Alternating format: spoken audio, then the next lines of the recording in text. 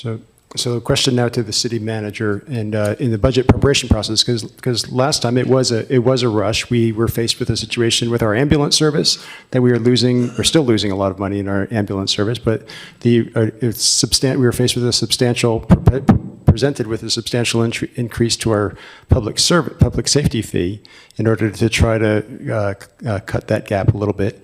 Thank you for this opportunity. My name is Paul Mozina. I live in Ashland. And I was just really surprised by Councilor Kaplan's comment that, and Councilor Hanson, that the ambulance service is losing money.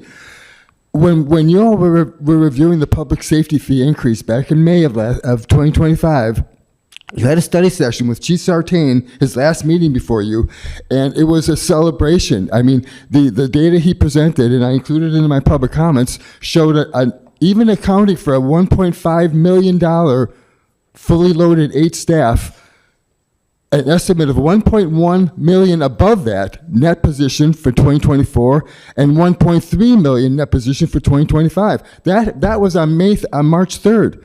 On March 31st, the city administrator came forward to y'all and said, "Oh, the EMS service isn't covering its costs. We're not making enough money." And so I mean, when you're going to have, and I made many comments asking for that information. I filed FOIA requests. What was the net position of the EMS when it was embedded in the fire department with dual role fire personnel?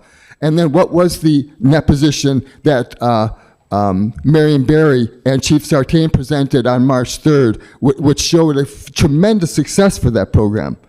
I asked for that.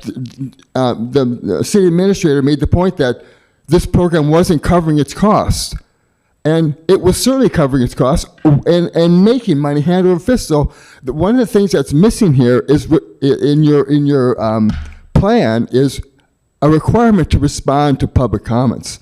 A serious public comments. I got no response even to a FOIA request. And then there's a requirement that you need to follow up.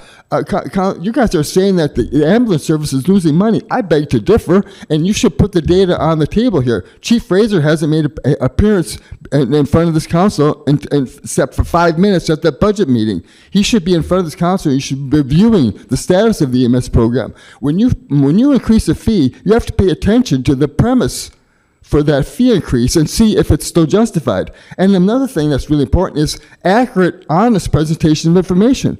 When this public safety fee was presented, it said that the current program was a pilot program and the money was to make it a regular program. This is in May of 2025. There had been 8 full-time EMS people for all of 2024, or the 4 more were hired in 2024. So this program was well established way beyond the pilot program.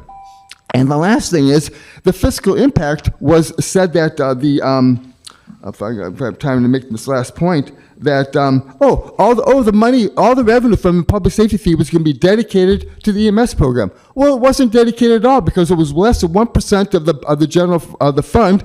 The money went right into the general fund. So it was not an honest presentation. Thank you.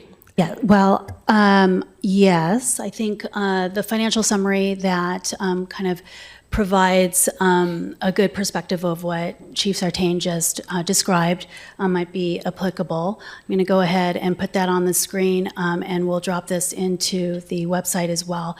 In fiscal year 2023, prior to the EMS single role program, we didn't have the numbers for those single roles, obviously, because we didn't have them.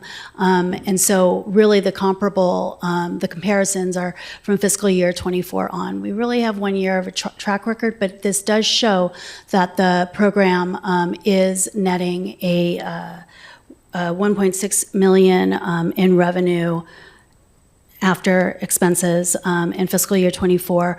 I'm conservatively estimating 2.8, but the estimate that was coming from our vendor who we outsourced the collections to was giving us 2.8 to 3.3 million. So we're on target to an increase in net position for the single role program. So I wanted to provide that perspective.